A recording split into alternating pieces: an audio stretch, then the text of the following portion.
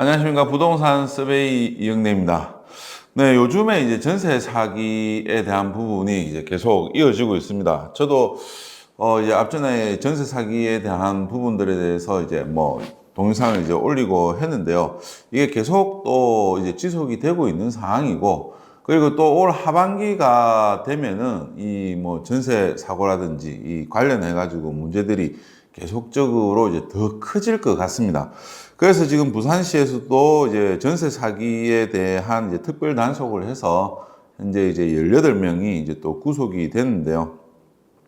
뭐 이 부분이 지금 거의 한 1년 정도 이제 이어지고 있다 보니까 정부에서도 이제 전세 사기 피해 지원에 대한 특별법을 만들어서 지금 6월 1일부터 시행을 하고 있는 상황입니다. 그래서 지금 뭐 이 전세 제도가 없어질까 안 없어질까 뭐 이거에 대한 또 갑론을박들이 되게 많습니다. 제가 보기에는 뭐 절대 없어지지는 이제 않을 걸로 이제 보여지는데요. 이 부분은 다음에 또 뭐 한번 다루기로 하고, 오늘은 이제 전세 사기 방지를 위해서 임차인들이 꼭 알아야 될 내용과 그리고 이제 전세 계약 시 주의사항에 대해서 알아보도록 하겠습니다. 네. 부동산 중개를 하고 계시는 또 전문가분을 한 분 모셨습니다. 네. 안녕하십니까? 네, 반갑습니다. 네. 간단히 자기소개 부탁드리겠습니다. 네, 반갑습니다. 부동산 서베이 중개법인 대표 김범석입니다. 네. 반갑습니다. 네. 우리가 이제 또 이 부동산 서베이가 이제 예전부터 해서 중개법인을 또 상당히 오래 해왔습니다. 그런데 기존에는 이제 좀 상업용, 이쪽으로 이제 좀 집중을 했었다라고 하면은, 지금은 부동산 서베이에서 이제 또 중개 플랫폼을 지금 이제 오픈을 앞두고 있기 때문에 이 중개 플랫폼 내에서는 이 아파트에 관한 중개들을 이렇게 이제 다루게 됩니다. 그래서 우리 이제 또 소장님이 이와 관련해서 이제 또 특별히 이 인터뷰에 응해 주셨습니다. 지금 전세 사기가 지금 계속 발생을 하고 있습니다. 네. 그래서 지금 앞으로도 이 전세 사기가 이제 뭐 한동안은 좀 지속이 될 것 같은데, 이제 이런 전세 계약을 이제 앞두고 있는 임차인이라면 가장 기본적으로 확인해야 될 것들이 이제 있을 것 같은데요. 뭐 어떤 것들을 이제 좀 주의를 해야 될까요? 계약금을 넣기 전에 등기부등본을 이제 잘 확인을 하셔야 됩니다. 일단 선순위 융자가 없는 매물을 추천드리고요. 네. 만약에 선순위 융자가 있는 매물이라고 하면 보증보험 가입 여부를 꼭 확인하시고 네네. 계약을 하시는 것을 추천드립니다. 그리고 국토부에서 안심전세 앱이 출시가 됐는데요. 요거를 활용하시면 뭐 임대인에 대한 보증보험 가입 여부, 그리고 보증금지 이력, 그리고 세금 체납 이력, 그리고 악성 임대인 등록 이력, 요거는 뭐 올해 하반기부터 가능한데요. 요런 부분을 조회할 수 있습니다. 네. 임대인의 신용 정보는 네, 어디까지나 참고 자료일 뿐 이게 절대적인 것은 아닙니다. 네. 네, 이번에 이제 국토부에서 이렇게 이제 나온 앱을 이렇게 살펴보니까 뭐 계속 이제 보도자료에서 나왔던 그러한 이제 임대인에 대한 정보들을 좀 많이 담고 있더라고요. 그래서 저도 이 전세를 구한다라고 하면은 이 앱을 이제 충분히 활용을 할 수가 있을 것 같고, 이걸 이제 또 보니까 임대인 입장에서도 저도 이제 뭐 조회를 한번 해보니까 저에 대한 뭐 이제 이제 보증보험 가입 여부라든지 그리고 이제 뭐 국채 납입 여부 이런 것들이 바로 다 나오더라고요. 그래가지고 이거는 이제 진짜 이거는 뭐 제 짓고 살면은 세금을 안 내고 이러면 이제 임대도 못 놓는 이런 상황이 이제 아마 오지 않을까. 조금 이제 또 좀 걱정이 되는 것들이 없지 않아 또 좀 있는 것 같아요. 왠지 또 좀 살짝 이 기분이 좀 나쁜 것 같기도 하고, 뭐, 그런데 어쨌든 임차인들을 이제 보호를 하기 위해서 나온 앱이니까, 잘 활용을 하시면 될 것 같아요. 그럼 여기서도 뭐, 뭐, 만능 앱은 아니지 않습니까? 뭐, 어떻게 좀 주의해야 될 게 또 더 있을까요? 그렇죠. 요게 임대인에 대한 신용 정보는 지금 현재 상황에 대한 신용 정보이고, 만약에 지금, 네. 저희가 전세를 살고 있는 동안 임대인 신용이 어떻게 변할지 모르지 않습니까? 그래서 만약에 뭐 재계약을 하게 되면은 재계약하기 전에도 꼭 조회하시는 걸 추천드리고요. 그리고 임대인 신용 정보보다는 이제 주변 단지를 비교해 보셨을 때 네네. 이제 매매가 대비 전세 시세, 음. 전세 비율 그리고 주변 단지의 전세 시세 요거를 비교해 보시고 크게 벗어나지 않는 선에서 계약하시는 걸 추천드립니다. 네.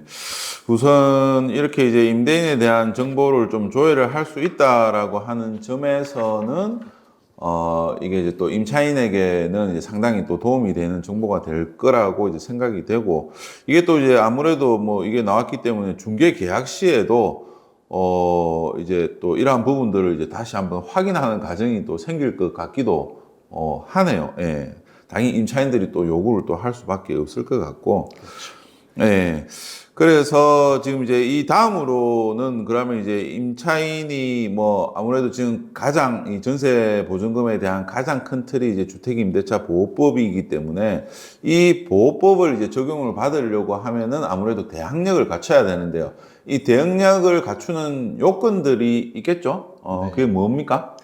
일단 대항력에 대해서 쉽게 말씀드리면 네.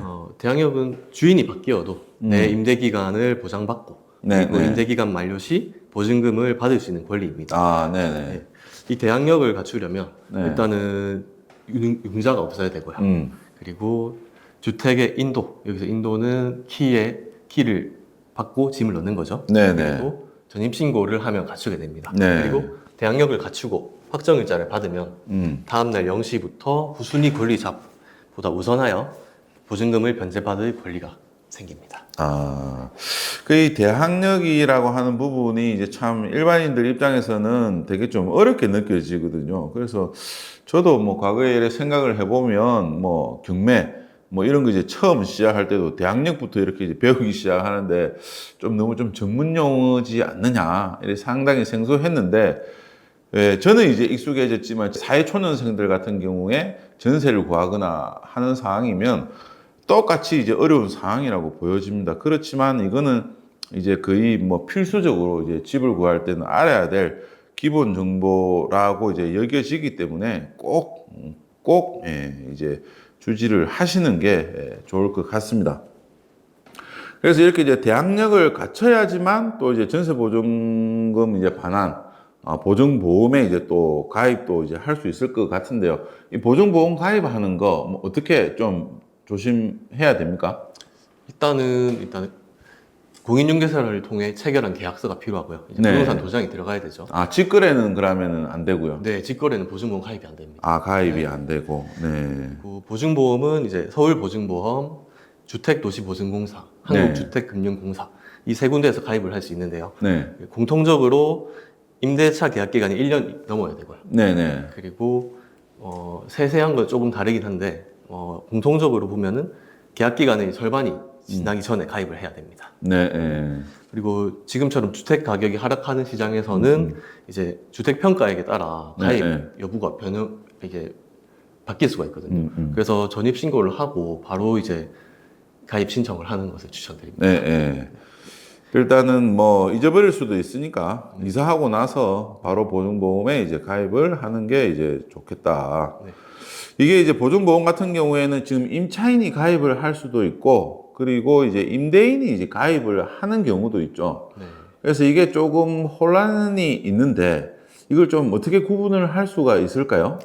일단은 임대인이 주택임대사업자라면 네. 이게 특별한 경우가 아니고서는 이제 보증보험에 의무적으로 가입해야 됩니다. 뭐 특별한 경우는 뭐 그 최우선 변제금보다 보증금이 낮은 경우인데 요거는 전세에서는 거의 없으니까 네. 요거는 제외하고 만약에 임대인이 보증보험에 가입을 하면 네. 보증료를 임대인이 75% 부담하고 네. 그리고 임차인이 25% 부담을 합니다. 네. 근데 임대인이 주택임대사업자인데 임차인이 보증보험에 가입을 했다. 그럴 경우에는 임대인이 보증료를 100% 부담을 합니다.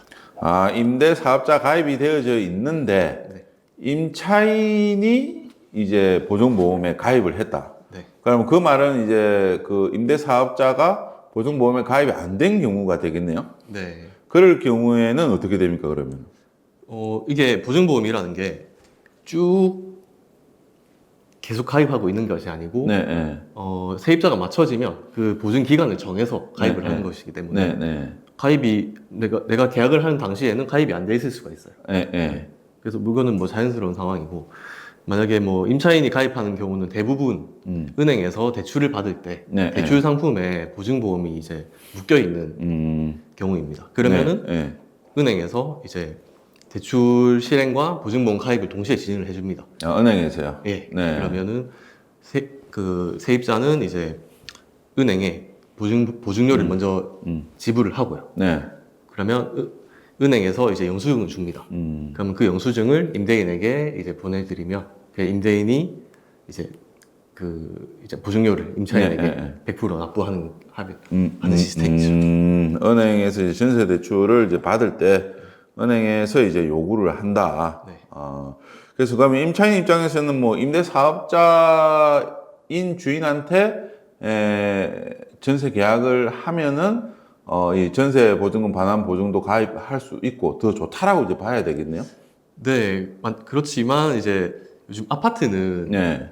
대부분 이제 주택임대사업자가 거의 없어졌거든요. 그죠. 아파트는 지금 이제 임대사업자 등록이 안 되니까, 아직까지도 그렇죠. 안 되고 있으니까. 네, 아주 일부만 남아있는 걸로 알고 네. 있거든요. 그래서 네. 지금 이제 전세 사기가 발생하는 부분도 뭐 보통 다세대주택이나 오피스텔 이런 쪽에서 많이 발생을 하고 있고, 네. 아파트는 또 상대적으로 뭐 전세 사기 이런 부분은 거의 뭐 좀 희박하다. 드물죠. 이렇게 이제 볼 수가 있는데, 아파트는 보증보험이 안 되지 않습니까? 그럴 경우에는 임차인이 가입을 해야 되잖아요. 그렇죠. 보증보험이 안 된다기보다는 아파트는 보통 임대인이 주택임대사업자가 아닌 경우가 많습니다. 네, 그럴 네. 경우에는 임차인이 보증보험을 가입해야 되는데 이 경우에는 임차인이 네. 보증료를 100% 부담합니다. 주택임대사업자가 아닐 경우, 임대인이 아닐 경우에는 내가 불안해서 네. 보증보험에 가입을 하면은 임차인이 100% 부담을 해야 된다. 네. 그럼 일단은 그럴 경우에 일단은 뭐 아파트가 전세 보증금이 또 크지 않습니까? 크기 때문에 이게 이제 또 뭐 만약에 문제가 되거나 나중에 또 만기가 돼서 나가려고 하는데 제대로 뭐 임대인한테 돈을 받지 못하고 이럴 경우가 불안해서 가입은 할 수 있지만 이럴 경우에는 임차인이 보험료를 100% 내야 된다. 네, 맞습니다. 예, 이게 이제 좀 상당히 이제 좀 애매한 게 이제 좀 혼동을 되게 많이 하고 있는 것 같더라고요. 그래서 정리를 하자면 주택임대 사업자일 경우에는 임대 사업자가 75% 부담을 하고 임차인이 25%를 부담을 하는데 주택임대 사업자가 아닌 경우에 전세 계약을 하면은 그거에 대한 이제 보증보험은 임차인이 들어야 되는데 비용은 임차인이 100% 부담을 해야 된다. 네, 맞습니다. 그렇게 정리하면 되겠습니까? 예, 맞습니다. 네. 네. 이 참 전세 계약하면은 뭐 참 이 처음 하는 입장에서는 뭐 좀 챙겨야 될 것도 많고 공부해야 될 것도 많고 그래서 이게 참 부모님이나 주위에서 좀 잘 안 알려주면은 처음 하기에는 이제 좀 난감할 수도 있는 그런 상황입니다. 네. 그렇기 때문에 이게 참 이 교육이라는 게 이제 또 부모님들이 자제분들한테 이런 교육을 잘 해주시는 게 상당히 저는 중요하다라고 생각이 됩니다. 네. 그래서 이렇게 이제 뭐 이제 안심 전세 앱도 나오고 뭐 대학력도 이제 갖추고 전세 보증 보험도 이제 가입을 해야 된다는 것도 알았는데 그러면 이제 이걸 다 이렇게 이제 준비를 다 하고 결국에는 이 모든 것들이 계약서를 작성할 때 다 반영이 되지 않겠습니까? 그죠? 네. 전세 계약을 할 때 이제 아무래도 특약을 이제 작성하는 게 이제 중요할 것 같은데요. 보통 보면은 이제 전세 대출을 하는 경우가 이제 대부분이지 않습니까? 맞습니다. 그럴 경우에는 계약서에 이제 좀 어떤 약관을 넣는 게 좋습니까? 제가 주로 쓰는 특약 사항을 좀 소개해 드리겠습니다. 네네. 일단은 전세 대출이 진행되지 않을 경우에 계약금을 돌려받을 수 있는 특약입니다. 네. 일단 임대인은 임차인의 전세자금 대출에 적극 협조한다. 그리고 임차인의 전세자금 대출은 임대인의 책임하에 전세자금 대출이 이루어지지 않으면 임대차 계약을 무효로 한다. 뭐 이 경우 임대인은 계약금을 즉시 반환한다. 이런 식으로 많이 쓰고 있습니다. 네. 그럼 뭐 혹시 또 뭐 신용도나 또 이게 이제 은행에 또 조회를 해봤는데 예상보다 또 전세 대출이 작게 나오면 전세 계약을 또 못하는 경우들도 되게 많거든요. 그렇죠. 그렇기 때문에 이게 무턱대고 이제 계약서부터 써놓고 이제 전세 대출을 하겠다라고 해가지고 알아봤는데 안 돼서 계약이 취소가 되는 경우들도 좀 많습니다. 그래서 미리 이제 확인을 해야 되는데 확인을 했더라도 실제 이제 또 넣어보면은 또 이제 또 한도가 다르게 나올 수가 있기 때문에 이럴 경우에는 이런 이제 약관을 넣어놓는 게 이제 중요할 것 같네요. 다음으로는 그러면은 뭐 다른 내용은 또 어떤 게 있을까요? 그리고 전입신고 전까지 집주인의 이제 담보대출을 방지하는 특약인데요. 네. 임대인은 잔금일 1일까지 등기상, 첨부 증명서상 모든 권리를 유지한다. 이를 위반할 시에는 보증금 전액을 임차인에게 반환하고 계약을 무효로 한다. 네. 이렇게 작성을 많이 하고 있습니다. 이게 지금 잔금일 2일까지에 대한 내용으로 이렇게 특정하는 이유가 있을까요? 앞에 대항력을 설명하면서 네. 이제 전입신고랑 확정일자를 받으면 네. 그 효력이 다음날 0시부터 이제 발생을 합니다. 아, 신고한 그 시간이 아니고, 네. 다음날 0시. 그 돌아오는 0시죠. 네. 네. 그때서부터 이제, 효력이 발효가 이제 되니까. 그러면 이제 요 사이에 이제 뭐 문제들이 이제 있을 수가 있다. 네. 어떤 것들이 좀 있을까요? 이거 좀 드문 경우긴 한데 네. 지금 시스템 허점을 이용해서 이제 우리가 전입신고랑 확정일자를 받으면 다음날 0시부터 효력이 있지 않습니까? 네네. 그 사이에 집주인이 담보대출을 받아버리는 겁니다. 네, 그런 식으로 그죠. 이제 전세 사기를 이제 네. 발생하는 경우가 있는 거예요. 네. 네. 그러니까 뭐 그 사이에 네. 이제 은행에 대출을 이제 신청을 하면은 바로 이제 처리가 되니까. 그렇죠. 그날 근저당권 설정은 그날 바로 그죠. 처리가 되거든요. 네. 그러면은 뭐 내가 전세금을 한 5억을 넣어놨는데 네. 그 사이에 대출을 또 뭐 한 6억을 땡겼다. 네. 이렇게 되면은 전세 보증금이 이 선순위 대출이 이제 전세 보증금이 후순위로 이제 밀려버리니까 그죠. 이건 아주 악의적인 네. 아주 이 사기꾼이 이제 하는 거기 때문에 이거는 이제 사실 막을 수가 없는데 뭐 근데 계약서를 이렇게 작성을 했더라도 네. 그 사이에 대출을 하고 도망을 가면 어떻게 되죠? 요거는 이 시스템적으로 막을 수가 없습니다. 막을 수가 이것은 없죠. 계약 전부터 네. 사기를 치겠다고 마음을 먹고 들어오는 경우라서 이런 네, 특약도 이게 무용지물입니다. 그냥. 그죠. 네. 그래서 이것에 대해서 지금 법 개정이 지금 필요하다는 얘기가 많은데 네. 지금 개정은 좀 힘들 것 같습니다. 그러니까요. 이게 참 이 시스템에 대한 문제인데 네. 참 바로 이렇게 이제 전입신고를 하면 바로 그 시간부터 딱 효력이 발생하게끔 해주면 되는데 이게 이제 뭐 등기소하고 뭐 여러 이제 행정기관들끼리에 그게 좀 안 맞아서 그런 것 같거든요. 그렇죠. 제 생각에는 이게 확정일자랑 전입신고는 이게 처리가 바로 되거든요. 네. 근데 근저당권 설정 같은 경우는 이제 처리하는데 시간이 좀 걸립니다. 네. 만약에 확정일자랑 전입신고 요거를 그 당일 즉시 효력 발생하게 되면 근저당권 설정 도중에 이 임차인의 권리가 먼저 들어와 버리면 일이 꼬여버려요. 네. 그렇네요. 네. 그리고 전입신고 같은 경우는 맞아요. 한번 들어오면은 그 다음날 뺄 수 있거든요. 그러죠. 그러면 또 근저당권 설정하는 도중에 그게 들어버리면 그러니까. 이 업무가 또 다음날 또 밀려버려요. 네. 맞네. 그 은행과 이게 행정기관의 시스템 문제가 이제 있네요. 그냥 저도 뭐 이렇게 이제 하다 보면은 은행에서 이제 대출을 받으려고 하는데 이게 임차인이 있으면은 임차인을 이렇게 이제 뭐 일단은 은행에서 전입세대 이제 열람부터 이렇게 이제 요구를 이제 하게 되고 그게 이제 있을 경우에는 임차인이 이제 빠져야지만 은행에서 대출이 된다. 이렇게 이제 대부분 이야기를 하기 때문에 임차인한테 이제 좀 부탁해가지고 그죠? 그렇죠. 좀 빼가지고 잠깐 나갔다가. 우리가 또 대출하면은 그때 다시 들어와 주세요. 막 이렇게 부탁을 하는데 이렇게 되면 임차인도 못 믿잖아. 그렇죠. 임대인이 어떻게 믿어? 특히나 이제 가까이 있는 사람도 아니고 뭐 저 멀리 이제 뭐 있는 사람이 임대인이고 이러면은 믿을 수가 있겠습니까? 그래서 맞습니다. 저도 그것 때문에 좀 애먹고 이런 것들이 좀 많았던 것 같아요. 특히 이제 법인으로 이렇게 이제 하고 할 때, 안 그래도 이 임차인들은 법인에 대한 이제 또 인식이 별로 안 좋잖아요. 그렇죠. 예, 그렇기 때문에, 애먹은 적이, 몇 번 있었던 게 기억이 납니다. 네, 아주 중요한 것 같습니다. 네.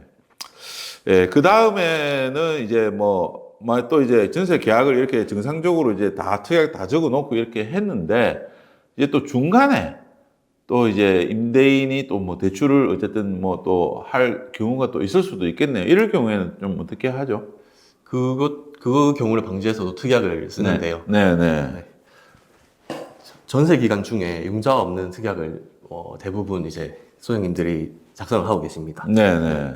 임대인은 일단 만약에 전세 계약 기간 중 네네. 융자 없는 조건으로 한다. 이를 위반할 시 보증금 전액을 임차인에게 반환하고 계약을 무효로 한다. 네네. 요 특약을 좀 많이 쓰고 있습니다. 근데 실제로 대부분 임대인들이 네. 이렇게 추가 대출을 받지 않을 거기 때문에 그죠. 네, 대부분 작성을 하십니다. 네. 그러니까요. 그럼 뭐 진짜 이거는 조금 전에도 말씀드렸다시피 은행에서 그 전입세대 열람 확인서를 이제 달라고 하기 때문에 당연히 이제 전입신고가 되어져 있고 이렇게 되면은 은행에서 대출을 안 해주죠. 그렇죠. 그러면은 이제 임대인이 대출을 할 방법은 사문서 위조, 공문서 위조, 예. 이거를 이제 해가지고 은행에 제출을 해야 된다는 이제 이야기이기 때문에 이거는 완전 사기, 그렇죠. 완전 사기. 다 뭐 이렇게 이제 볼 수가 있을 것 같습니다. 그래서 전입신고를 이제 꼭 하고 또 입주도 해야 되고 확정일자도 받아내는 게 이제 중요하다 이렇게 이제 이야기를 할 수가 있을 것 같네요. 그리고 이제 또 지금 뭐 제일 이슈가 되고 있는 전세보증금 가입하는 거, 뭐 이거에 관한 또 특약도 있습니까? 네. 지금 전세 보증 관련한 특약을 요즘은 무조건 넣고 있는데요. 네. 일단은 임대인이 임차인의 전세 보증 가입에 적극 협조한다. 그 협조라는 부분은 일단은 뭐 보증기관에서 임대인에게 전화가 옵니다. 임차인이 보증보험 가입을 한다고 전화가 오고 그리고 채권 양도 통지를 위해서 동의를 해달라고 우편을 보내거든요. 그런 경우 때문에 임대인의 협조가 필요하고요. 그리고 임대인이나 물건상의 문제로 전세 보증보험 가입이 안 될 경우에 그럴 경우도 많죠. 그럴 경우는 계약을 무효로 하는 특약을 놓고 있습니다. 그럼 바로 이제 계약금은 바로 이제 돌려줘야 되고. 이 경우는 이 보증보험 심사는 이제 잔금 후에 들어가기 때문에 잔금 후에. 그래서 보증금을 다 돌려받는 조건으로. 그러니까 계약이 이제 그때부터 해지가 되는 거죠. 그렇게 이제 특약을. 그럼 잔금 후에 이제 보증보험이 들어가는 거기 때문에 네. 전세금 자체를 다 돌려받아야 되는 거죠. 네. 그죠? 그래서 자기가 나오고 다른 사람이 들어가고 이런 식으로 진행이 되죠 보통. 그러니까요. 그러면 이제 요 경우에는 조금 이제 또 애매할 수가 이제 또 있을 수도 있겠네요. 네. 그죠? 이게 보면은 임대인은 전세 보증금을 또 받아가지고 다른 데에 이제 또 나가는 사람 전세 보증금을 돌려주는 경우들도 많잖아요. 그렇습니다. 근데 이미 돈을 돌려주는데 보증보험이 안 돼서 임차인이 보증금을 다 달라고 하면은 또 다음 세입자를 기다려야 되는 그 거죠. 다음 세입자를 기다려야 되는데 당연히 임차인한테는 또 분쟁이 이제 또 생길 수밖에 없는 또 이제 구조라고 할 수가 있겠네요. 맞습니다. 네, 이것도 미리 이제 가입이 되는지 안 되는지 꼼꼼하게 살펴봐야 되겠네요. 참 어려운 게 많은 것 같습니다. 지금 이제 뭐 전세 사기를 이제 방지를 하기 위해서 여러 가지 이제 내용들을 이제 살펴봤는데, 이러한 부분들을 감안해서 계약서에 특약 작성하는 것까지 다 이제 살펴봤습니다. 이렇게 이제 하더라도 지금 문제가 되는 게 참 임대인이 도망가는 경우는 이게 어쩔 수가 이제 없는 거죠. 참. 그래서 이게 전세 사기의 지금 가장 큰 피해는 임대인이 도망가거나 사라지거나 연락 안 되는 거라고 할 수가 있습니다. 그래서 이것 때문에 보증보험에 꼭 들어놓는 게 중요하다라고 할 수가 있습니다. 마지막으로 소장님, 예, 뭐 또 더 추가적으로 또 뭐 이야기하고 싶은 내용 있으십니까? 제가 중개를 진행해보면 네. 대부분 99%가 선한 네, 임대인입니다. 네, 뭐 99.9%겠죠? 그렇죠. 네. 거의 그런 경우도 없는데 요즘 분위기가 좀 흉흉하다 보니까 네, 네. 간혹 일부 임차인들께서 네, 네. 일단은 임대인을 잠정적으로 전세 사기범으로 보고 아, 네, 그렇죠. 너무 의심부터 하고 네, 네, 네. 계약에 임하시는 분들이 있는데 그렇겠네요. 예, 네. 근데 저희는 제일 중요한 게 이 집에서 잘 살고 네, 보증금을 잘 받아 나오는 게 목표입니다. 그죠. 예. 맞습니다. 그러기 위해서는 임대인의 관계가 이제 원만한 관계를 유지해야 되거든요. 그죠. 예, 그래서 일단은 서류, 네, 네. 네, 제일 중요한 게 서류입니다. 음. 서류를 믿고 네. 계약을 진행하시면 됩니다. 그죠. 예. 서류를 믿고, 서류도 믿고, 네. 또 이게 이제 또 정확하게 이제 임대인의 이제 또 이런 상황을 또 잘 이야기를 해줄 수 있는 또 이제 공인중개사, 믿을 만한 이제 또 공인중개사를 이제 통해서 이제 또 계약을 하는 게 좋겠죠. 아무래도 또 뭐 공신력이 있다면 또 더 좋겠죠. 네. 그래서 오늘은 예, 전세 계약시 주의 사항에 대해서 이제 살펴봤습니다. 다음 시간에는 예, 지금 이제 전세 시장이 상당히 위축이 되고 있습니다. 그래서 이와 관련해서 역전세와 역월세가 이제 계속 증가하고 있습니다. 이 부분에 대해서 이야기를 한번 나눠보도록 하겠습니다. 부동산 서베이 좋아요, 구독 부탁드리겠습니다. 감사합니다.